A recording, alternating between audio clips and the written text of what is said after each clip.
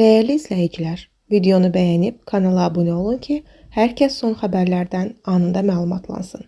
Cəbrayıl rayon İcra Hakimiyyətinin başçısı Kəmal Həsənova ağır itki yüz verib.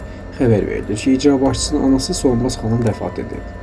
Allah rəhmət eləsin, əzizlərinin yaxınlarına səbir diləyirik.